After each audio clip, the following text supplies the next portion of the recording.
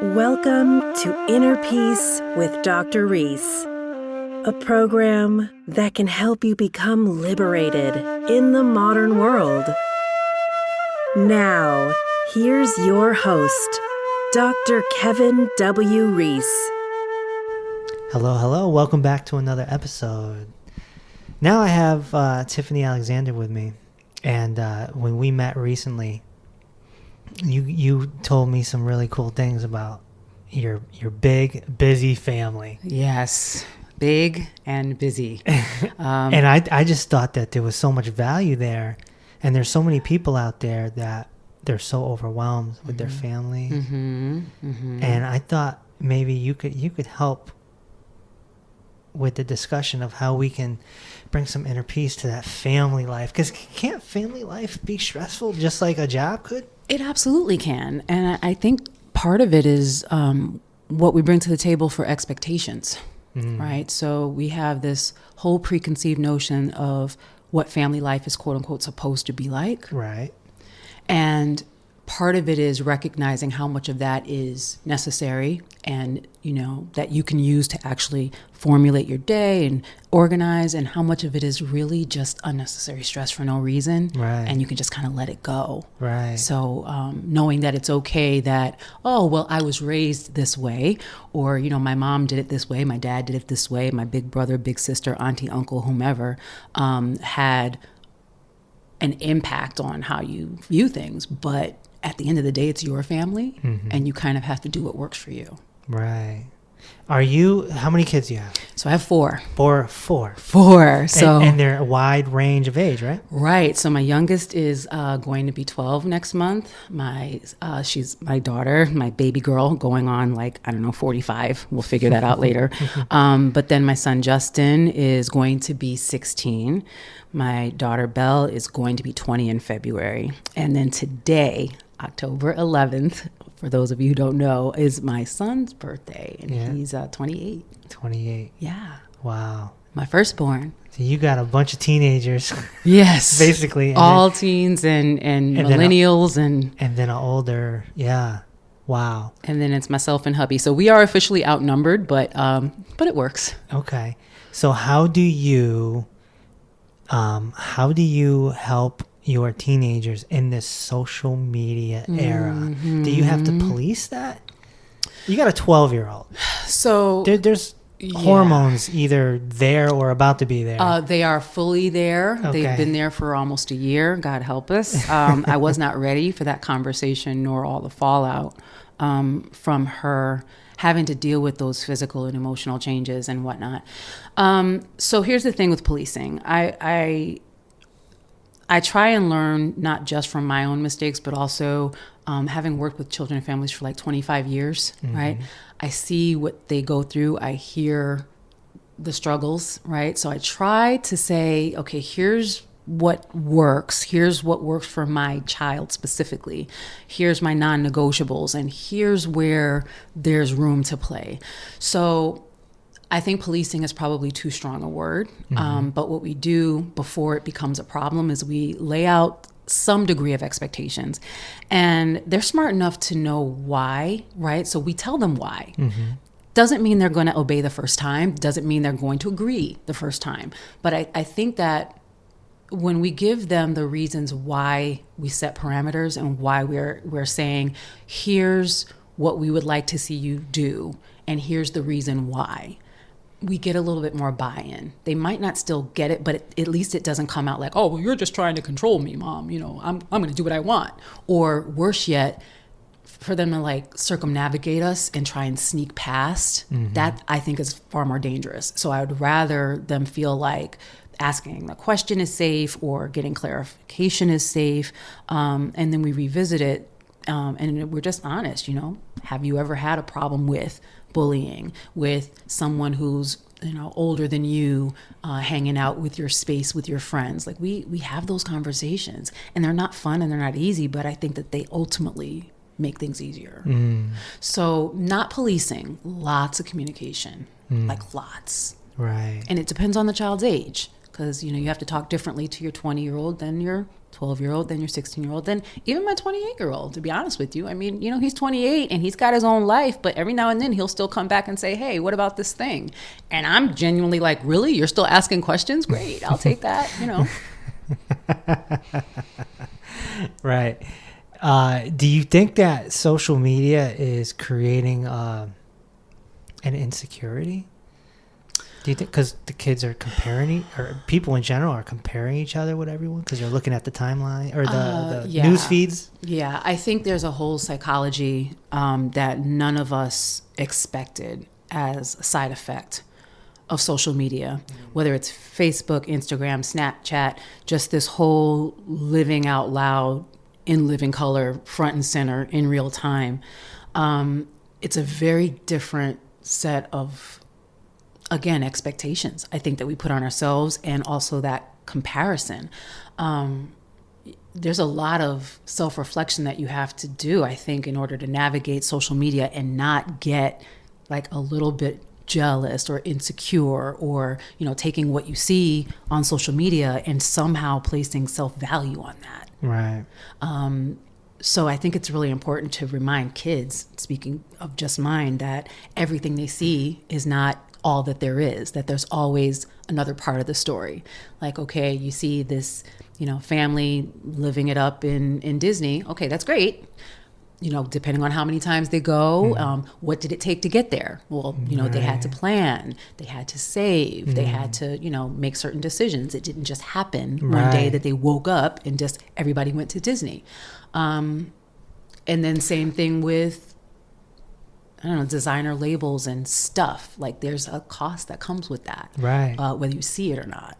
So I think sometimes letting them know that there's so much more to the story than what you see. It's a great point, and is helpful. And we don't know if they even had a good time at Disney.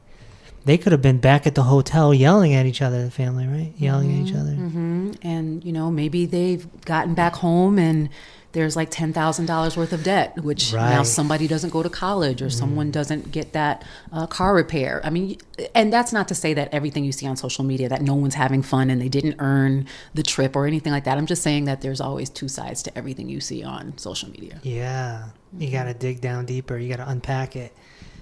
So that's a great point. What about dating?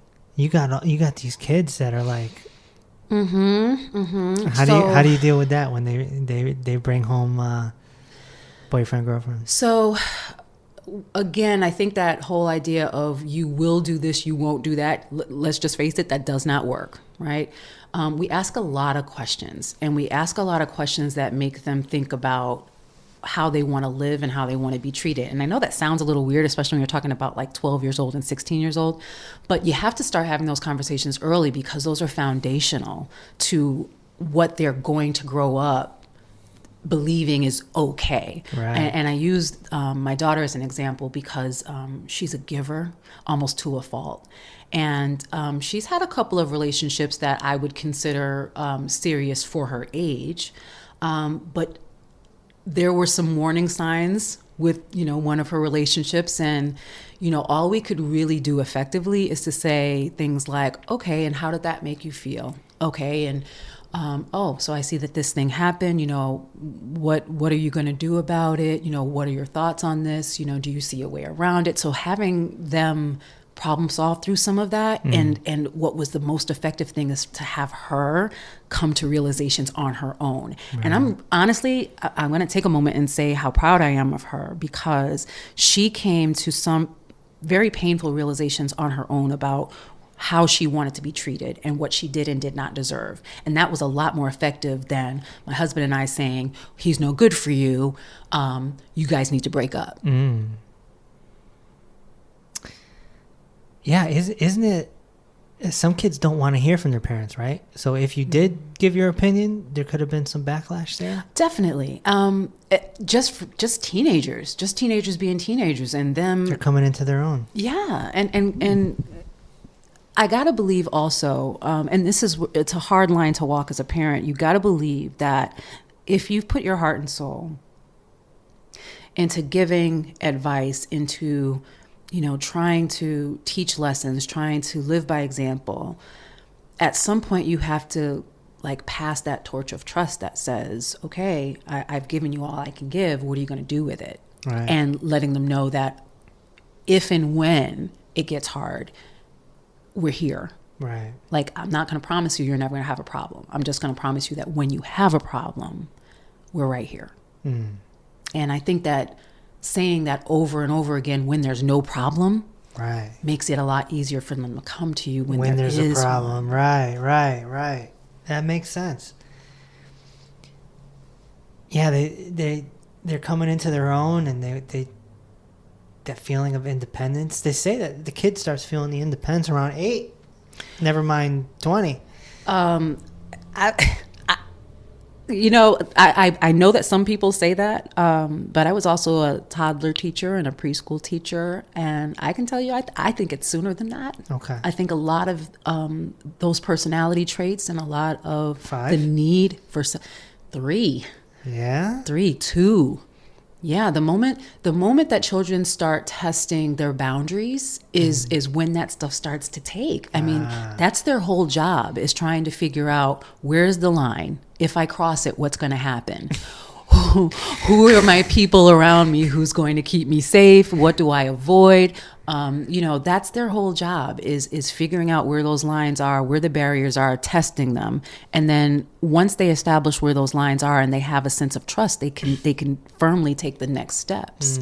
So, I have this conversation a lot with parents, especially if they're suffering with disciplinary concerns.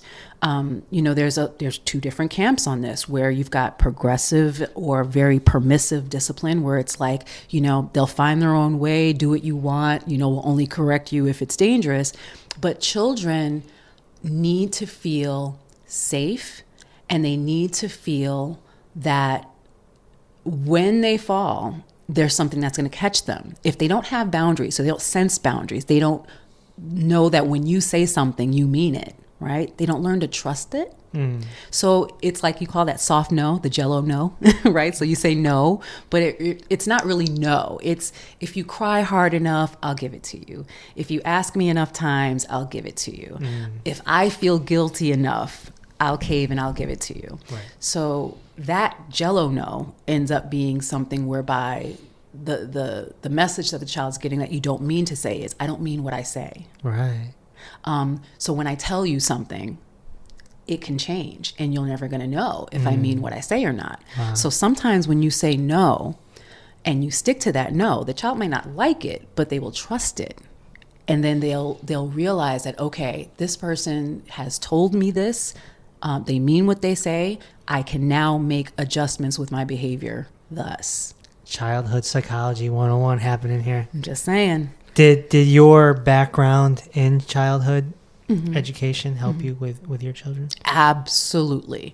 And sometimes it's helped me personally that you have your emotions, right? So when things happen with your kids, the knee-jerk is that you react, right? You react emotionally. And I think that what happened in early childhood is that these were not my children, right? And so I had to communicate with parents and respect their parenting style and respect their wishes. And I mean, I saw all gambit of difficulties, whether it's food allergies, medical allergies, discipline, behavior, split parents, my goodness, adoptions and foster kids, and just, child abuse and neglect. Like, there were so many different things that came across my desk, and you had to deal with each thing with a response. Like, you couldn't react emotionally when those things came across your desk, right? So as a mom, I took some of that home, where it was like, okay, take the parts that work. Like, yes, your child did this thing. Don't react. Like, look at the situation, back up. How would I handle this if this wasn't my kid? I would be respectful, right? I would get all the facts. I would communicate. And I'm not going to lie to you. Sometimes they drive me up a glass wall. And it's like, yep, okay, you guys broke mom today. Mommy's in timeout. We'll deal with it later. But I think that the skills have helped avoid some conflict that didn't have to be, especially the part where it's like making no assumptions about each one of them, because they're so different. Like, they're 4 kids, 2 boys, 2 girls, and they're all so different. So no one thing works. Right. Have you ever had to like do a big punishment, like take a car away or let's see. I haven't had to take a car. We've had to do things like, your social calendar is blocked. Like, no, there's no in, there's no out. There's school, there's work, that's it. And it's not just that, okay, here's the punishment. The whole point of quote unquote punishment is the idea of slowing everything down so that you can quiet the noise and focus on the issue. Right. So we're gonna calm these distractions down so that we can come to the table and all get on the same page about this issue. So, for example, a 2-week quote unquote punishment, depending on whatever you want to call it. You're on punishment, you're grounded, you're whatever. In that 2 weeks, it's not just that I've taken these things from you and we're not going to revisit it. During that time, you're talking about how you got there. During that time, you're asking, what can we do differently? Here's how we got there. Here's what I did. Is there a different way I could have helped you with this? Is there something that you needed from me that you didn't have? Like, you're asking questions, because the point is not, here's my rule. What I say goes. We're done with it, because you're not really done with it. Either it's going to resurface as the same problem over again, or it's going to resurface as resentment from it being unresolved. So the idea is to resolve the issue, not just to say, I'm punishing it away. Right. The whole point of the punishment is to pause and communicate. And even, when people were using timeout for the longest, remember that? Timeout? Yeah. Oh, yeah. There was this misunderstanding about timeout, that you sit the child down and you let them calm down for, 5 minutes or 4 minutes, or, supposedly it's supposed to be, 1 minute per age of the child, right? So if it's 2-year-old child, a 2-minute timeout, it's a 4-year-old child, it's a 4-minute timeout. But the second part of that people missed was that you don't just sit the child down and walk away. It's 2 minutes to, yes, allow them to calm their body and be there and be supportive, but also to resolve the situation. Right. You don't just walk away from them. You don't just say sit there until you fixed it. They don't know how to do that. That's what they need us for. Well, you said an interesting word that comes up a lot in my podcast is resentment. Mm-hmm. That's something that can be held for decades. Oh, yeah. Never mind a few days. Yeah. That repression of anger or this is a big it's a big thing. And of course when psychology became a thing, the Freud era, that was the whole thing, was like everything comes back to your mom. Right? Everything is right. Like, well, if somebody came into his office and there was an issue, then it's like, well, let's talk about mom. Let's dig deep and find out. Yeah. And these ideas were rehashed in the comedy Frasier. Remember Frasier? Yeah, I loved Frasier. Yeah, still love Frasier. We watch it every now and then. Yeah, and so it's this thing, this resentment thing. It's like dynamite, ready to blow at any time. And some people carry it for decades. What do you feel pressure as a mom with a bunch of kids? Do you feel pressure that, one day, 20 years from now, you're one of your kids full grown with their own family, could lash out at you or something like that? Oh, yeah. I mean, I think if parents are being honest, like, well, okay, I'm gonna speak for myself. Absolutely. I mean, it's a pressure, but it's what helps me deal with that is I have to gut check myself, and I keep coming back to this, that these children I am charged with, but I don't own them. Right. So it's my job to do the best I can to give them the best I can. Right. But at the end of the day, they don't belong to me. So there's no ownership there. They don't. And if they come to me and say, you know what, Mom, you told me this thing, or you did this thing when I was this age, and here's how it affected me, I have to own that. Yeah. Because whether I saw it coming or not, what I did or what I said or what I didn't do or didn't say impacted this individual. Right. And I have to own that part. Now they have a choice as a grown-up or as they mature to decide what to do with that. I mean, we all have that. We all have that. And it's not just parents. I mean, you have people who said things to you when you were 5 or you were 6, and they might not even be relatives, but you might have carried that. Someone said that a specific dress looked dumb on you, and now all of a sudden you're in your 30s and you don't know why you will never wear stripes. Right. And it comes back to that mean kid on the playground who said you look stupid in that blue striped dress. Right. Or it might be, a teacher who said, that's the wrong answer. What'd you do that for? That's ridiculous.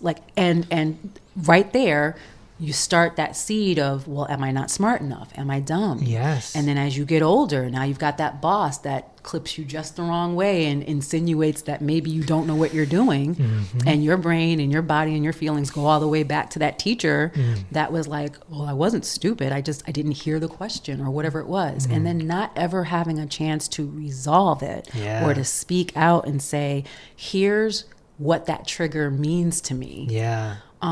This is why we have to communicate on the spot, right? Even if you take a day or two to think about it, but you gotta. Yeah, it's got to be resolved. I still agree that speaking things emotionally in the moment is not always going to be the best decision. Right. Because those things can be volatile. There could be safety concerns. There could be lasting consequences. Right? I don't suggest that.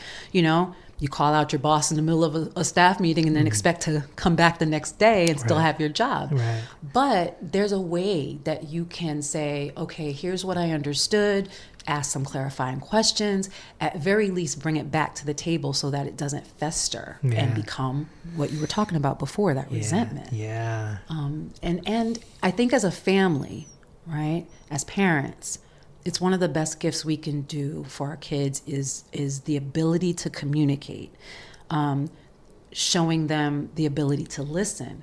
Because now as a parent, that takes training for me to listen and not fix, right? Because when your child is upset or when you see a problem for your child, your impulse is to fix it, right? Creating space to just listen sometimes is more effective than saying, well, why don't you just do this? Why don't you just do that? Well, here's what you're going to do to fix that problem. You're not listening to me. I don't need you to fix it. I need you to hear me. I need you to empathize. I need you to give me the space to feel. Right.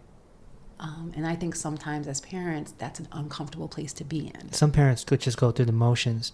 So, this brings up an interesting subtopic that I've observed is it seems as though not everyone is built to be a parent. Mm-hmm. Not everyone has that capability to connect. Mm-hmm.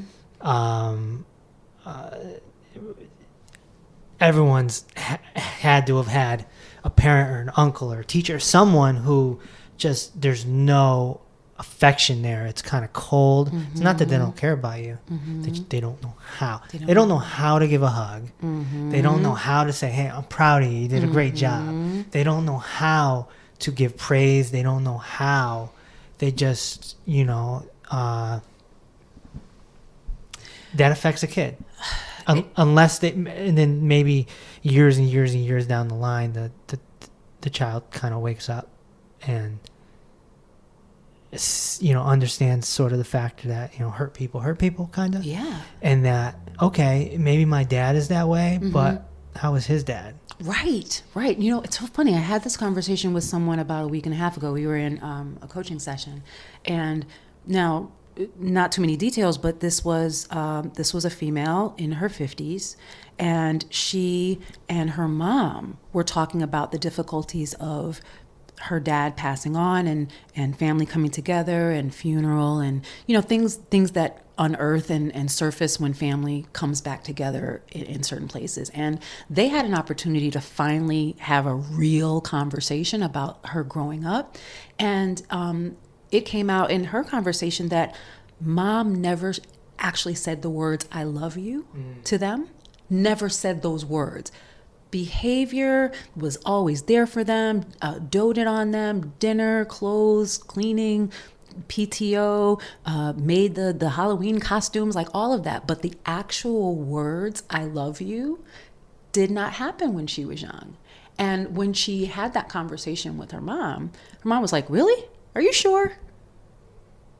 Wow. Like, it didn't occur to her that didn't happen. And when they talked about That's got to be an uncomfortable conversation too. I can't imagine. I mean, I can't imagine it was fun. No. But from that conversation, mom was able to talk about her childhood and how she grew up. And to your point, there wasn't time for that. You know, dad worked overseas and was gone for months at a time. Mom worked more than one job, and like the kids had a lot of adult responsibilities. So there was a lot of stuff that they talked about that they just didn't know about each other. Yeah. But I mean, we're talking about a woman in her 50s and her mom. Yeah.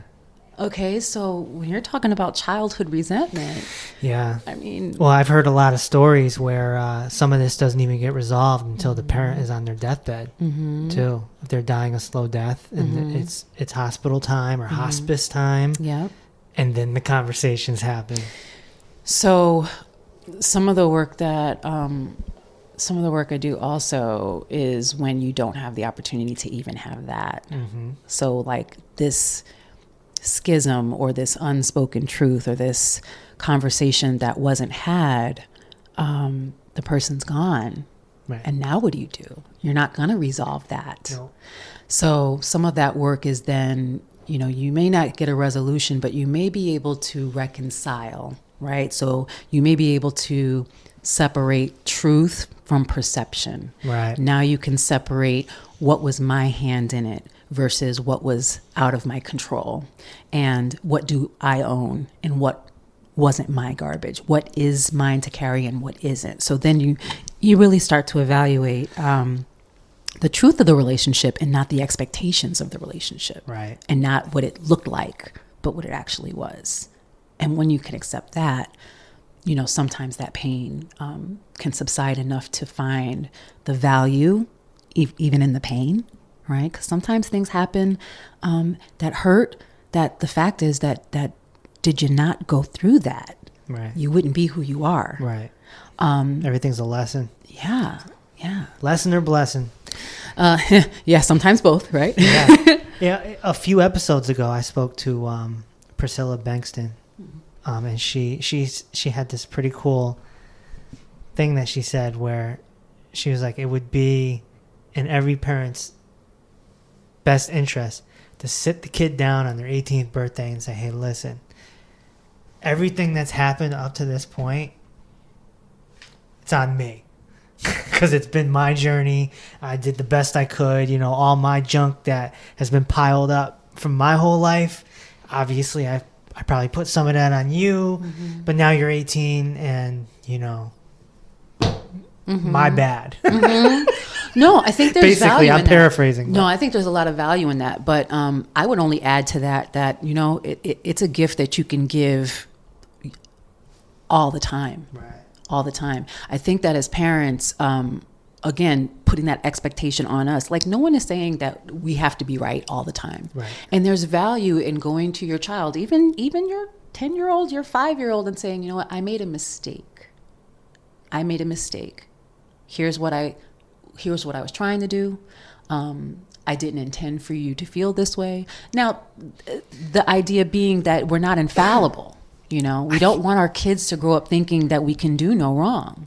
I just can't imagine one of my parents sitting me down and being like, "Oh, you remember this? You remember that? You remember this back in the day?" And you know, well, that's because I grew up this way, or this or that. You know, I really apologize. Wow, talk about taking responsibility. How cool. That must be relieving to a child. To like, wow, mom or dad is like admitting that they're not perfect and they did this and they did that. But you're also teaching them by example, because the thing is, well, you know the expression, the kids always, they don't do what you say. They do what you do. Right. You are the model, whether you want to be or not. They are watching, they're listening, they are absorbing what you live every day. Right. So if I'm telling my kid, you know, don't fight, don't argue, but they see me cursing somebody out because they cut me off in traffic, or they see me arguing with this lady in Marshall's for the last shirt or whatever. Like they're going to do what they remember seeing. Right. You know what I mean? So if I'm going to expect them to be decent, kind human beings who consider their needs and everyone else, I'm going to have to do that too. And then when I drop that ball, I need to say, you know what? I screwed up. Or, you know, my kids know that, like, I get hangry. Right? So I get hangry. I got two things. I don't do drama after 9 p.m. I don't sign any documents. Don't ask me for permission slips. Don't bring me bad news. Don't ask to go over and sleep over anybody's house. Like after 9 p.m. Pay attention. This is a great tip. My brain is done. Yeah. And I'm not going to answer questions that I'm going to second guess the next day. I'm not going to feel pressured and hurried to rush to, you know, I'm trying to settle down at that time. And I think that that's something on me. Like that's my, that's my weakness. That's my boundary. That's my zone. The other thing is, if I'm getting to that point where I'm hangry, same deal. I'm going to let them know, okay, you know what? My brain's not good right now. My body, I'm starting to get in that zone where I've got to eat. This is not the best time to talk to me. But see, again, that's self-awareness on my part that I had to learn. Why am I snapping at them right now? They didn't do anything wrong. Right. Or, you know, this situation really doesn't need the reaction that I just gave. What is going on with me right now? Oh, I didn't get enough sleep.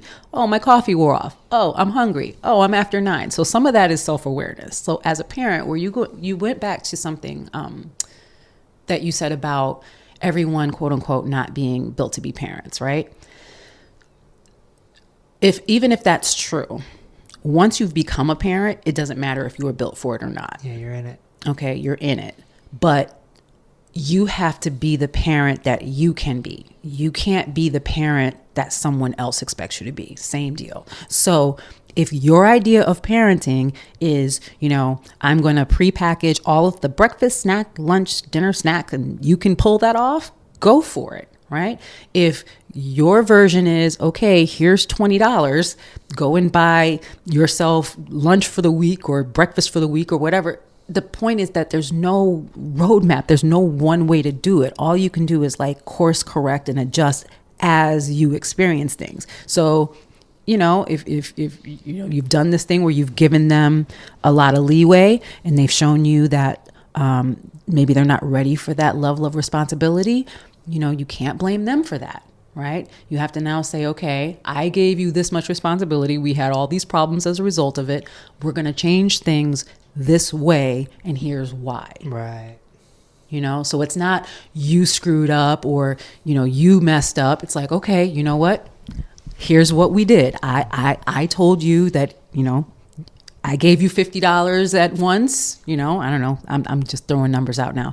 I gave you $50 and I thought it would last you for 2 weeks and you spent it all in 2 days. And, okay, let's talk about that. You know, I gave you too much responsibility too quickly. How can we fix this? Right. All right. So tell me, what do you actually need? What can we do differently so that you're going to be set up for success? That's the right way to do it. You know? Instead of one person, you know. Instead of, I'm never giving you $50 again. Right. Butting heads and creating drama. Right. And drama is what we don't want.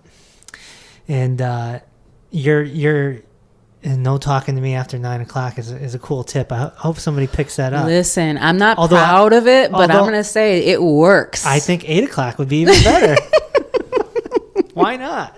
I know, right? So everyone in your house knows. Don't bother me after 9 o'clock. It's so funny. I mean, they will literally, like, if they start to see resistance on my face, like they start talking, right? And they start to see the resistance. Like it's something that happens on my eyebrows or something. Like there's something on my face and they'll just like look over their shoulder like, oh, never mind. I'll talk to you tomorrow. And it's great. It's great. And I'll say, you know what? Thanks. I appreciate that. Yeah. Tomorrow's good. Because I already know. And the thing is that now this is whether you're moms or dads. I think that one of the things that we don't do well is recognize where our boundaries are, right? It took me a long time to realize how important it is that, you know what, I'm going to carve out this much time for myself. And I don't care if you end up having to sit in your car for 10 minutes when you get home from grocery shopping. If that's 10 minutes you need to decompress, then take it. I mean, seriously, you have to figure out where your strengths and weaknesses are, and you have to recognize that you can't be all that you need to be, or that you want to be even for your family, if you're running on fumes. You can't. Like, right. I've done it. It doesn't work. You get sick, you get exhausted, and it fosters what? Resentment. Yeah.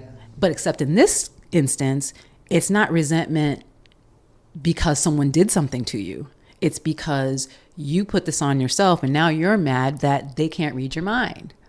Right? Right. Like, don't you know I do this. No one ever appreciates this and that. Well, how often do you say that, though? Appreciation's a big thing that creates resentment. Mm-hmm. Mm-hmm. Because the ego, the greatest drug of the ego is recognition. Mm-hmm. Everybody wants a pat on the back for everything. Mm-hmm. It could be something as simple as cooking a meal. You know, like I just spent an hour making this meal, and you guys are complaining that there's not enough salt or whatever it is. Like, or you got, you know, or one of your younger ones is just like, I don't want this. It's like, and I think it was a little bit, I had some more flexibility with that when they were younger, but like I said, my youngest is 12 now, and it's like, okay, this is not a restaurant. Like, here are your options. And I do try and do options. But the thing with options that I found very effective, and this was both in the classroom and at home, you only give options where you're willing to accept them. That's number one. So you don't give choices if there is no choice, because that's just setting up a conflict. Yeah. Okay. Right. But if the idea is, okay, we're going to have a vegetable for dinner, right? Now you give your child 3 options. We can have peas, we can have salad, or we can have green beans. Which one would you like? Because whichever way, I'm happy. You're eating something green. I don't care. Right. You know? So now I'm putting the power in your hands to make this choice, which in actuality, I'm happy with any one that you choose. Yeah. Instead of saying, what do you want for dinner? Right. Because now it's wide open. I want pizza. Right. Well, we can't have pizza. You can have pork chops and green beans. No, I don't want pork chops and green beans. I want pizza. You ask me what I want. I'm telling you what I want. Right. Whereas you can say, you know, we're having pork chops, or we're having chicken, or this is our main deal. I don't have much children experience, which is kind of weird because I have a children's nonprofit, but you know, I'm just a creative living guy. Vicariously. Yeah, but you know, I do have a little cousin who I watch once or twice a month. Mm-hmm. And I've been watching him since he's 3. And I have to feed him. And I have taken the approach of educator. Mm-hmm. And it's worked unbelievable. Oh, yeah. So what I do is, like, for just example, I made him potatoes one night. And he wasn't used to seeing the skin on them. Ah, okay. And he's like, what is this? Like, what is this? You want me to eat that? Yeah. So I explained to him that that's where the vitamins are. And you know, I gave him the whole explanation. And he ate it, you know? And so it was just, you know, there's always an educational aspect to, you know, he said he hated mangoes. And then one day I opened a mango. I showed him how to cut it. Mm-hmm. And I showed him how, you know, you pop a mango from inside out, like, and I taught him that, and he started eating it, and now he loves mangoes. Mm-hmm. So you empowered him is the difference. Right, but I never gave him choices.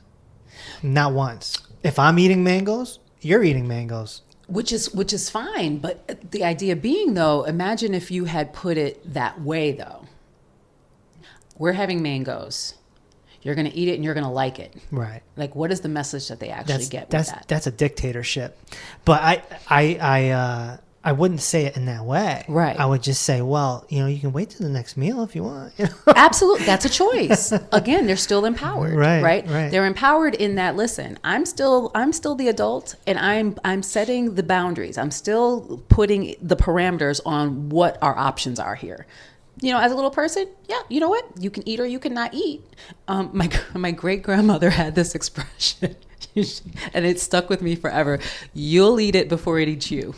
Right. That just, I mean, and then later, I remember seeing, do you remember this movie, Mommy Dearest? Yeah. Did you ever see that? I think so, yeah. Do you remember the scenes where she had to eat the liver there was liver.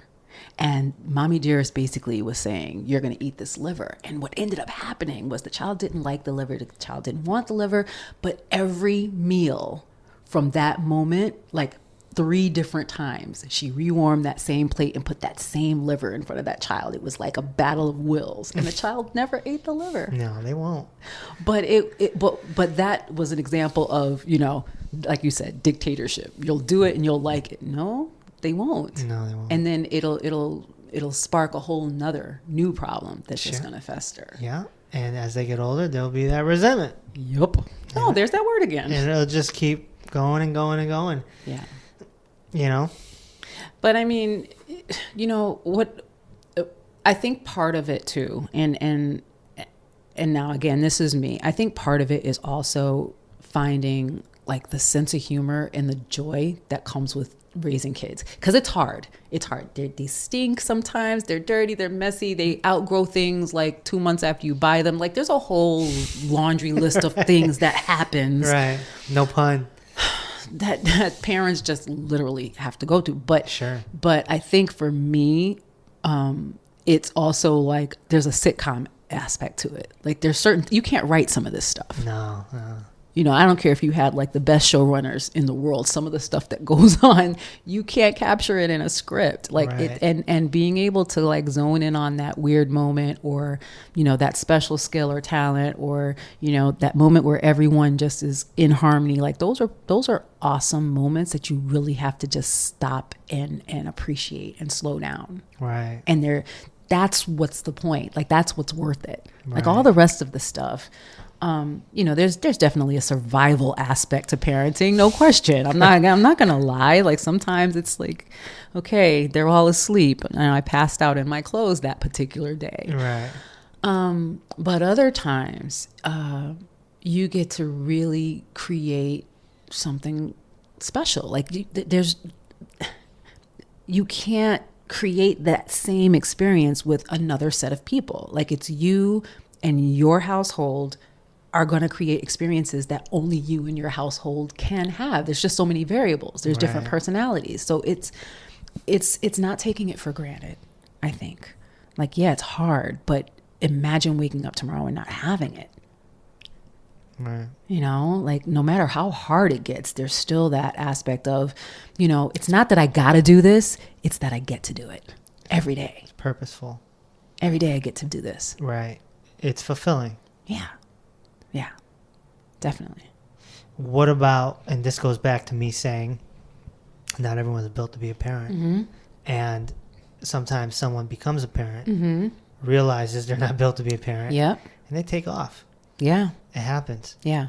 There's a lot of people out there that don't know who dad is. Mm-hmm. Some people, I'm one of them. It's more prevalent with dad and mom, but some people don't know who their mom is. Mm-hmm. You just said you're one of them. I'm one of them. Okay. Definitely. So, is it safe to say that, you know, maybe we shouldn't put so much blame on the parent that walked out because they just weren't built for it, and they said, well, or do we hold that resentment? I think that it depends on the individual. Like resentment is definitely in there, I think, but I think depending on the person, it manifests in different ways. And it kind of depends on how you process things, because there's a self-worth element to it where it's not necessarily resentment, but it's like, why not me? Like, was I not good enough? Or there's that element of reflection of, you know, did it have anything to do with me why this person isn't here? And I think it's important to recognize abandonment. Yeah. I think it's important to recognize that the intention wasn't to hurt the child that was left behind. Yeah, not at all. You know, that wasn't the intention. If they could have done something differently in that moment, they would have done something differently. If they had the capacity, if they had the mindset, if they had the support, if they had the whatever it was that they felt that they needed to have to be a parent, then we'd be having a different conversation. But they didn't in that moment. And we weren't there. You know what I mean? But the one thing that we can agree on, I think, is that when that person was facing the situation, they made the only decision that they knew how to do in that moment. Sure. Now, what happened after that, who knows? You know, there's some people that reach out. There's some people that don't reach out. There's some people that go poof and disappear forever. Maybe they regret it or they don't. Maybe they do or they don't. Exactly. So there's definitely things that can evolve after that decision was made. But in that moment, when the person says, no, I can't do this, they're not kidding. Right. Like it's not fake. Well, I'm reminded of the Jay-Z story. He grew up without a dad, or he had his dad for like 10, 11, 12 years. Then dad left.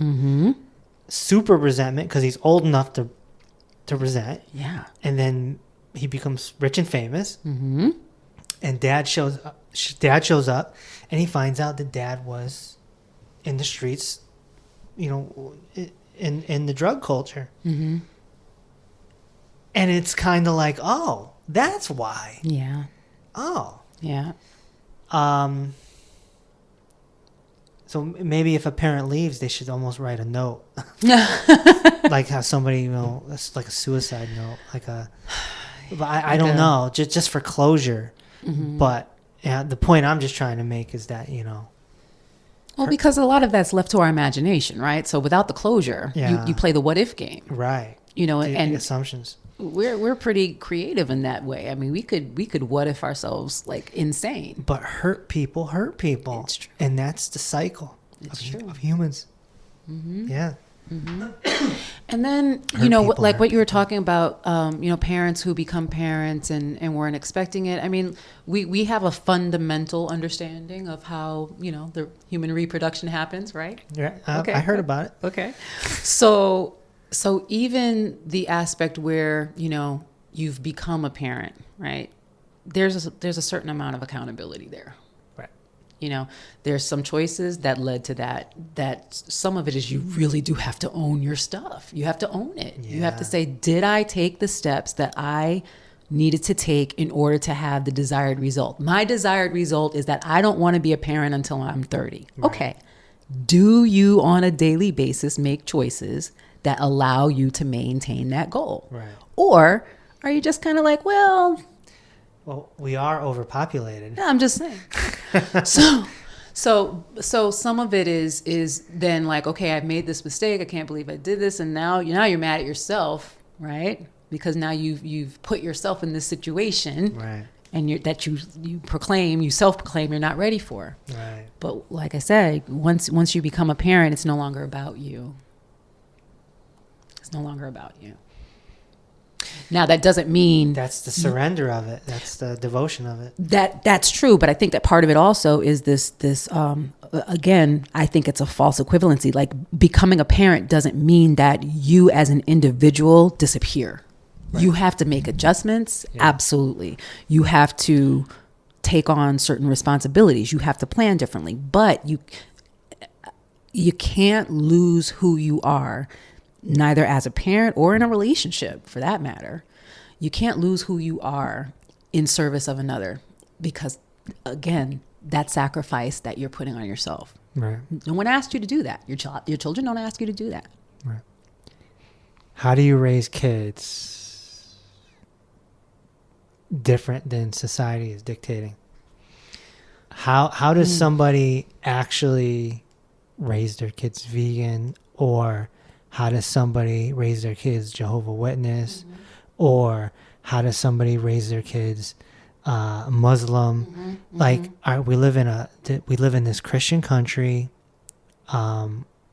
Thanksgiving and Christmas are going to come around every fourth quarter, no matter what. It's not changing anytime soon. The food is the food. You can't watch football without being told what to eat or drink. Right. We are socially engineered to live a certain way, even though it's a quote unquote free country. We're still socially engineered to act in a certain way. So now, if you have kids and you don't want to follow that certain way, you become an outcast. Is there a way, in your view, is there a way to go about that without being a dictator? I think it comes back to something we were talking about earlier about, from your perspective, being the teacher educator, right? You take on the hat of, I'm going to inform, right? But then also explaining your position and why, right? So I think it's two parts. It's explaining the why of why you do things the way you do them, but there's also, you have to inform your children that different people are just as free to make different choices, and that one isn't better or worse, right or wrong, that they can exist in the same space and not threaten each other. And I know that society-wise, that's not the message that we are often getting. But as a parent, you're asking specifically. Right. What I try and say is, well, some people do these things, or people from this country celebrate these things. Have you heard of this before? Have you seen that before? So again, encouraging those questions, that when you come across something you don't understand, that your knee-jerk response isn't, ew, that's different. Ew, that's weird. Right. Oh, that's wrong. But your knee-jerk response is, I haven't seen that before. Right. Now I want to ask questions. I want to understand. Right. So trying to cultivate a relationship where children feel comfortable having discussions and asking questions, I think is a really important first step, because if they get the impression that they can't even come to you with a question, now you're trusting a child's imagination to come up with their own answers. Right. And their own answers are going to be wrong sometimes. Right. Okay. Like I had children in preschool, oh my gosh, bless their heart. I had this one child that had this conversation with their parent. Now I wasn't there for the conversation, and I didn't get it directly from the child. I got it from the parent, but the parent and I had this fantastic conversation about the reason that the skin color is different. Right. So one child said, you ate this food, you ate that food. So the idea was that this other child ate too much chocolate. And that's why their skin was brown. And so we were able to just have this lighthearted conversation as parents, and then said, okay, look, how can we facilitate this conversation differently? Because we're talking about preschoolers, we're talking about 2.5, 3-year-old children. Right. And all they're noticing is physical difference. There's no association with it. Like there's no emotional kickback. There's you eat too much chocolate, so your skin is brown. Right. And to them, it was fantastic. Like, how come I don't have that much chocolate where I can be brown too? Like they just saw that it was so much chocolate. So anyway, the discussion with the parents went beautifully. But the idea is that you cultivate a culture where you can have conversation, where you can acknowledge differences, and where you don't understand something, seek understanding. And you still don't have to agree, but at least if you understand, you can have that conversation with your children and let them feel that they're growing up in a place where they can get answers they can trust. And when they have feelings about things, they can come to you. Because see, that's the other thing. By the time they say something about it, it's already gone through their brain. They've already had feelings about it. That's already happened by the time something comes out of a child's mouth. Right. Right? So they've already had thoughts. They've already had feelings. We don't know how much exposure they've had to this topic or this issue or this question before they actually open their mouth and say it to us. Right. So by the time they get around to saying something, you want to make sure that environment is as supportive and accepting as possible. So you're like, yeah, give me more questions, more discussion. Let's do it. Right. Yeah. Yeah. I'm not a parent. Don't plan on being one, actually. But if I did, I think my plan of attack would be to have a very, very, very serious conversation at 13. Mm-hmm. I think there's something very special about that age. I think that's why in the Jewish tradition they have the bar and bat mitzvah at 13. Mm-hmm. It's no accident that that's typically the hormones are coming in, right? Yep. And things change at 13. Hardcore. 11, 12, 13. Now you are a teenager. And so I think there's something significant about that. And I think my hypothetical approach, that's what it would be, is to have a really serious conversation at 13. And maybe revisit it again at 18 and maybe again at 30. 30 I think milestones are huge. 30 is significant too. I think milestones are huge. And I agree with you with the one add-on is every chance you get. Yeah. Every chance, any educating. chance they reach out is like gold. It's almost like stop everything. Everything. Stop everything. Turn the TV off. We are having a meaningful conversation, and there's nothing more important in this moment. Right. And sometimes it's very subtle. Sometimes it just kind of slips in, and our impulse is, oh my gosh, they're talking to me now. I'm going to stare at them in their face and ask them. You just have to allow the space, allow them to just talk and not feel pressured, continue your activity. If you're washing dishes, if you're, folding clothes, if you're paying bills, and, all of a sudden they give you one of those like, oh my gosh, I can't believe they just asked me that questions. Okay, just take a beat. That's very interesting. What made you think of that? Right. Or my favorite go-to. Okay, tell me more about that. Yeah. And in the meantime, my brain is going, oh my God, oh my God, oh my God. But if you say... That's a coaching trick. Yeah. Okay, tell me more about that. Yeah. And then that gives them a chance to talk, and it gives you a chance to group, and it gives you a chance to formulate what you want to say. And just as with kids, as much as possible, and I know there's just a major difference between reacting and responding. Try as much as possible, not to react based on what you see and based on what they do. Just try and respond to each situation, from a place of love and understanding and trust, and just the idea that, okay, there's a teachable moment, right? Every one of those is a teachable moment. Right. Because they're just little people. They're just little people. Well, eventually they become 30. Yeah. You have one that's about to be 30. Almost. He's awesome. I love him. He's a fantastic kid. He's a young man. He is, he's got a heart of gold. And I sit back and I'm like, okay, there's certain things that have happened in life that were difficult, but he's still this kid. Right. And I'm thankful for that. And same thing with my daughter. She's been through some tough stuff, and, she's had her hurdles to jump over. And again, giving, caring, just decent human beings. Like, I've got decent human beings in my house, and that's huge. That's good. But it's also important to note that there's a lot of parents that don't.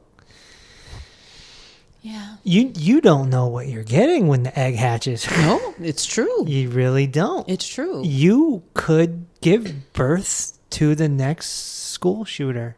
It's true. You could give birth to the next serial killer. You could give birth to a narcissist. You can give birth to I don't know, just someone who eventually will commit suicide or something. Like, you just don't know what you're getting. And you could do the greatest job in the world and it won't matter. But see, here's the thing. You're right about that. And as parents, it's really important for us to separate our life experiences. Like, again, you have born or have brought these children into the world, but you don't own them. And ultimately, you don't own the responsibility for their behavior. Like, you have responsibility to do the best you can. And yes, if you have done actions or if you have set things in motion that are taking them down a specific path, like, you need to be aware of that. And there's a lot of self-correction that we can do. Now, some of this, like one of my children is autistic, right?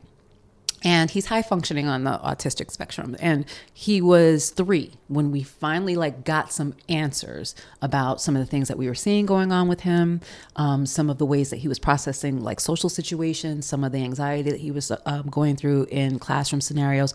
So, I've been there, with parents in that same vein where some of them there's nothing wrong, they're just hard-headed. Okay. We could have taken that approach, but what would that have done for his experience growing up? So because we are putting a judgment on how we perceive our image on this child, we don't want to say, oh, well, this child, has problems, or this child has autism, or there's something different with this child, right? Can't be something different. That's my kid. There's nothing wrong with my kid. But that doesn't serve the child.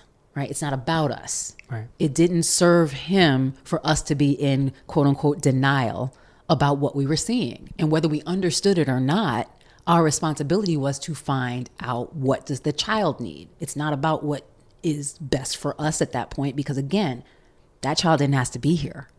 So it's on us to do what we can. So, I mean, we didn't know anything about it. I mean, I had some exposure to autism based on my experience as a teacher in the classroom, but having that in the home and doing things a specific way in the home is a completely different experience altogether. So we had to learn from the ground up about diet, about things to avoid, about structure and how to communicate changes and social cues and like just so many things. And each time we had a handle on it, one of those developmental milestones you were talking about happened, and we had to flip it around a little bit, and we had to change up some things. And so we're still, on that pathway with him because, like you said, he's a teenager. Right. So, that's something where we had to let go really early on about how things look, what the expectations are, what people might think or what people might say, because you know what? People aren't my kid. People don't live in my house. People don't live my life.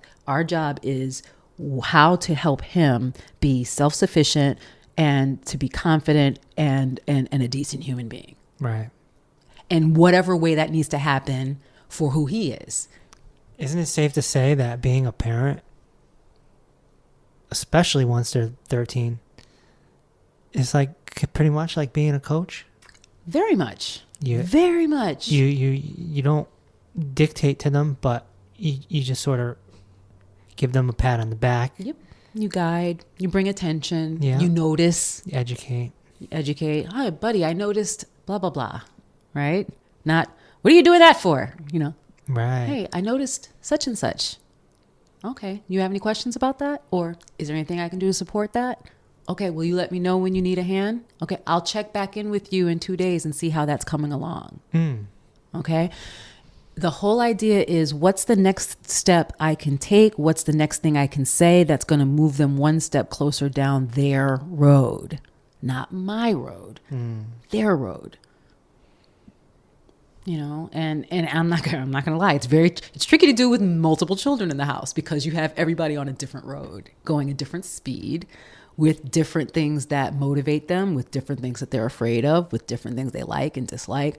So I made the joke earlier about it not being a restaurant, but they really do have custom designed lives to at this point in trying to capture what their decisions are. Because that's the thing. It's not about what we want them to be. I think my husband and I agreed that we would like to do the best we can to keep as many options open for them as possible until they kind of figure out what they want and which direction they want to go. And then as they start to do that, we start to figure out, okay, how? Like we try and figure out, how is it going to happen for you? Like I have one that likes music and art and singing. So, she's a theater kid, one that loves media and,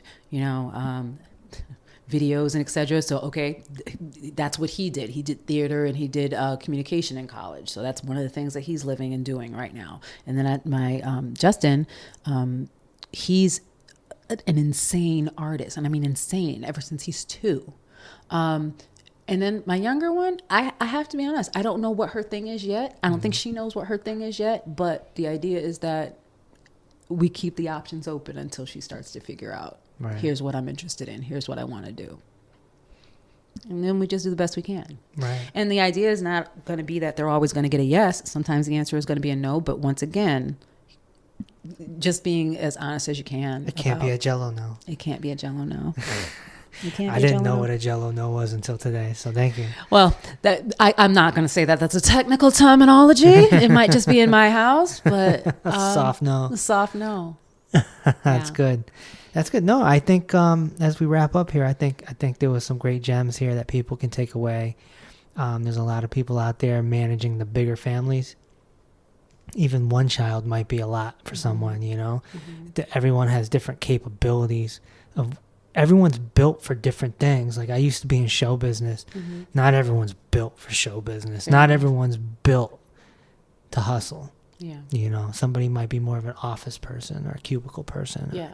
You know, not everyone's built to be a tradesman, right? Not everyone can be a plumber. Not everyone can, you know, when something breaks at your house is going to fix it. You might have to call someone. Yeah. Like, so everyone sort of everyone has their own wheelhouse. They do. And I think it's really important yeah. too, though, to recognize that it's okay to say that sometimes it sucks. Yeah. I think that there's value in recognizing when something is not good in that moment, right? Yeah. The idea is, though, you can recognize that something sucks in that moment, and you can give it the space to feel, and you can give yourself the grace to say, I am not perfect. I am having this moment. I need help, or whatever it is. And as long as your next thing is, okay, and now what? Right? It's okay that the dinner got burned, or it's okay that the Christmas presents weren't perfect, or the tree is lopsided, or whatever. Like, it's okay that the perfect Thanksgiving didn't happen and the yard isn't decorated just so for the holidays. It's okay that all of that stuff doesn't happen, especially if that's not where your heart is. But at the end of the day, it still comes down to, like, what can I do next that's going to benefit me, that's going to benefit these children, that you know, I can just allow, because I think that's part of it. We can't control it so much to the point that we can't allow and accept when things happen that are outside of our control. Right. You know, and I just think that's really important for moms in particular to know, is that nobody expects you to have all the answers. Sometimes things are going to go wrong. Sometimes it's going to feel lonely. It's going to feel hard.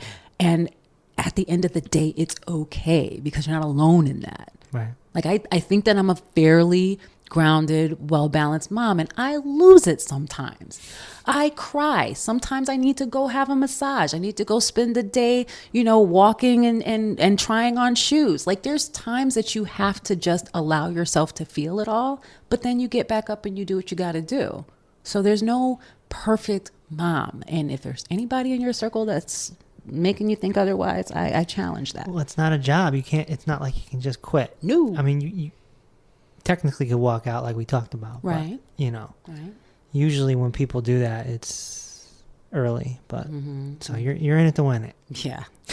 Yep. Next. You're on the treadmill. Order up, you know. All right. Well, yeah, it's been a pleasure, Typhanie. Do you have a place where people can come say hello to you that are listening? Oh, wow. Instagram or Facebook? Sure. Actually, on Facebook, under Momentum Life Mastery Coaching, that's the page. And then I am on Instagram now. So it's under Typhanie Got Goals. And like you say, it's Typhanie with a Y. So Typhanie with a Typhanie Got Goals. That's where I am on Instagram, and on Facebook, Momentum Life Mastery Coaching. I don't think I ever met a Typhanie with a Y. Now that they are social media, I've seen more than I thought existed. There's about, like, there might be about 20 or so, and I thought that was more like, oh, okay. My mom was unique, but I'm not like one of two in the world. I've also just I've never met a Typhanie that wasn't spunky. Yeah, well, we got that in spades. I've never met a Typhanie that wasn't spunky either. I've never met, like, you know, someone who's like Eeyore-ish and named Tiffany. Never. Eeyore-ish. Eeyore-ish. Eeyore. Okay, so Winnie the Pooh is like one of my favorites. I find a lot of going through life I can associate with Winnie the Pooh, but yeah, I've never met an Eeyore-ish Tiffany. All right, cool. Well, if you're looking for me, you can go to drreese.com. That's doctor spelled out. And I'll talk to you on the next episode. Thanks for listening to Inner Peace with Dr. Reese. If this episode opened your heart, feel free to share on social media and tell your loved ones. Also, be sure to subscribe so you never miss an episode. Until next time, may peace be with you.